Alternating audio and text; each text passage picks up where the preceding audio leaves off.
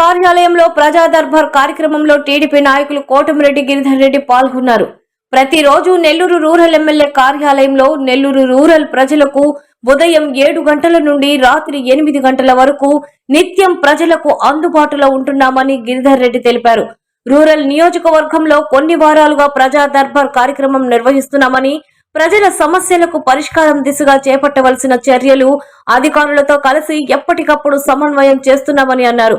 కార్యక్రమంలో నగర మాజీ మేయర్ నంది మండలం భానుశ్రీ, క్లస్టర్ ఇన్ఛార్జీలు జలదంకి సుధాకర్, సాబీర్ ఖాన్, కనపర్తి గంగాధర్, నెల్లూరు రూరల్ నియోజకవర్గ టీడీపీ మైనార్టీ అధ్యక్షులు అస్లాం, 28వ డివిజన్ టీడీపీ అధ్యక్షులు చెక్క సాయి సునీల్, 33వ డివిజన్ టీడీపీ అధ్యక్షులు కరణం హజరత్ నాయుడు, 2వ డివిజన్ టీడీపీ అధ్యక్షులు మేకల అనిల్ యాదవ్ తదితరులు పాల్గొన్నారు. ఈరోజు నెల్లూరు రూరల్ నియోజకవర్గానికి సంబంధించి ఎమ్మెల్యే గారి కార్యాలయంలో ప్రజా దర్బార్ ప్రతి శుక్రవారం కూడా జరుగుతుంది. దానిలో భాగంగా ఈరోజు కూడా ప్రజా దర్బార్ కార్యక్రమం జరుగుతుంది. అయితే ఇప్పటిదాకా వచ్చిన సమస్యలన్నీ కూడా అన్ని నోట్ చేసుకొని కన్సర్న్ అధికారులకి రూరల్ ఎమ్మెల్యే గారు పంపిస్తూ వారందరూ కూడా ఆదేశాలు ఇచ్చినారు. కొన్ని పనులు చేయలేదని, కొన్ని పనులు వివిధ కారణాల చేయలేకపోయారు. అవన్నీ కూడా ఎప్పటికప్పుడు అధికారులందరూ కూడా ఇన్ఫర్మేషన్ ఇస్తున్నాం. ముఖ్యంగా రోడ్లకు సంబంధించి కానీ, డ్రైన్లు కానీ, కొన్ని స్థలాలకు సంబంధించిన ఇవన్నీ కూడా వస్తూ ఉన్నాయి.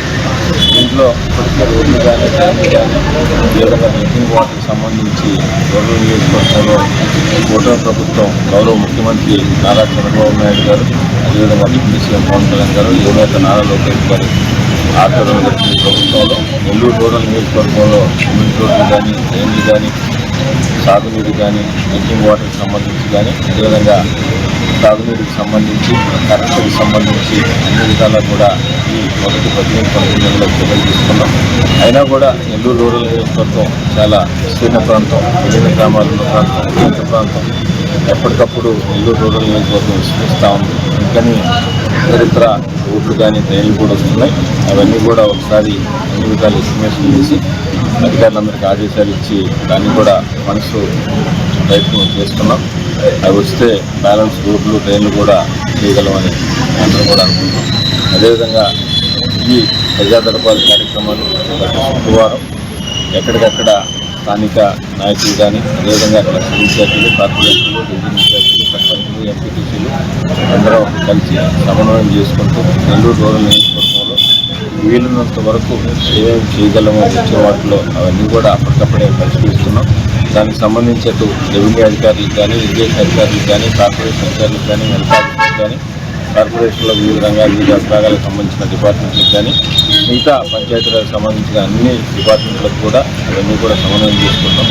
తప్పకుండా కూటమి ప్రభుత్వంలో ఏదైతే మా ముఖ్యమంత్రి గౌరవ ముఖ్యమంత్రి చంద్రబాబు నాయుడు గారు ఆదేశాలు ఇచ్చారో, అదేవిధంగా యువనేత నారా లోకేష్ గారు ఇద్దరు ఆదేశాలను బట్టి నెల్లూరు రూరల్ నియోజకవర్గంలో ప్రతి శుక్రవారం కూడా ప్రజా దర్బార్ జరుగుతుంది. ప్రజలు కానీ, అదేవిధంగా పార్టీ నాయకులు కూడా, తెలుగుదేశం, బీజేపీ, జనసేన నాయకులు కూడా ఈ ప్రజా దర్బార్ని సద్వినియోగం చేసుకొని అందరూ కూడా